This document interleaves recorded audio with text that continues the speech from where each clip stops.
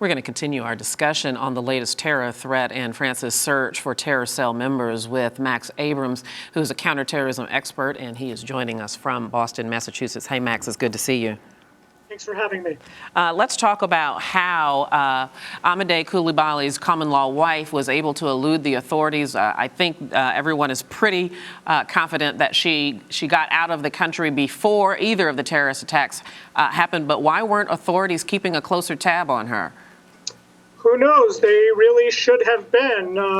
When you study terrorist detainees, one thing that you learn is that the odds of terrorist recidivism are very, very high. That is to say, once somebody is associated with terrorism, if they're detained or even under surveillance and then allowed to just, be at large, the odds of their re-engaging in terrorist activities, indeed escalating their terrorist activities, is considerable. And so I'm very sympathetic generally to law enforcement when it comes to counterterrorism, because terrorism is extremely easy to pull off. Almost anybody could do it if they have the intent. And so it's impossible to monitor, everybody. And to really monitor somebody well, you might need 20 cops or so. But in the case of this Kouachi cell, I think it's unforgivable because it was well known that they were rolling in jihadi circles, that, they were traveling to Yemen, etc., that they were hanging out at questionable mosques. And so why these people weren't under better surveillance, frankly, why they weren't in prison is beyond me. And it would seem, if in fact she is in Syria, which is the stronghold for the Islamic State, or the so-called Islamic State, apprehending her is all but impossible, isn't it?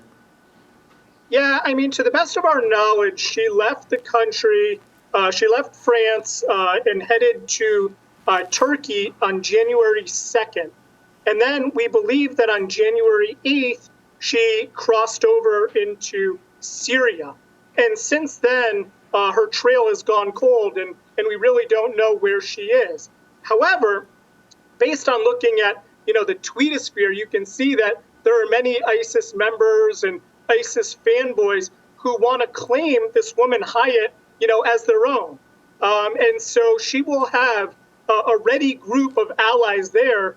And in that case, I don't see how we're going to get her. Yeah, she has a ready group of allies there, but is there a really high chance that there were collaborators or sympathizers that has helped her? Yes, that story is growing. The AP ran it, the New York Times ran it just a few hours ago. So with a declaration from the French police saying that this cell, this Kouachi cell, may be larger than they thought, and that it might have up to 10 members. And so you could imagine this simultaneously, you ran this in the previous story, that France is dispatching, unprecedented numbers of cops. And the reason why, I think in part, isn't just because what happened with the Paris attacks, but the fear that the country may actually be infested with associated members of this sleeper cell. What are some of the advantages that Hayat might have being a female fugitive, notwithstanding being in Syria at the moment? Sure. Well, people are often very shocked to hear that sometimes women are involved in terrorism, but it's been going on since really the dawn of modern terrorism. As recently as this week, in fact, there was a very high-profile case where one of the suicide bombers for Boko Haram was a 10-year-old woman. And there are definite advantages to being a woman, as you can easily imagine, in terms of eluding the authorities. Precisely because people are less likely to suspect a woman, it's easier for a female terrorist to conceal her identity.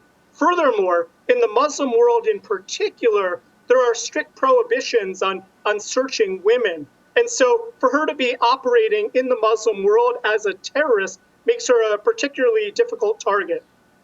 And very quickly, does there necessarily have to be a connection between the Kouachi brothers and Amadei Coulibaly, as well as Hayat Boumediene, other than their ideological agreement?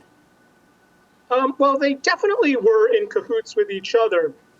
apparently they were in communication with each other during their different sieges in the Paris area. Furthermore, we know that their wives were very close. Max, I got to jump in there. I'm so sorry. I asked you a question. I didn't give you enough time to answer, but we're all out of time. We'll talk to you again soon. Max Abrahms, thank you so much. Okay. And this is Arise America.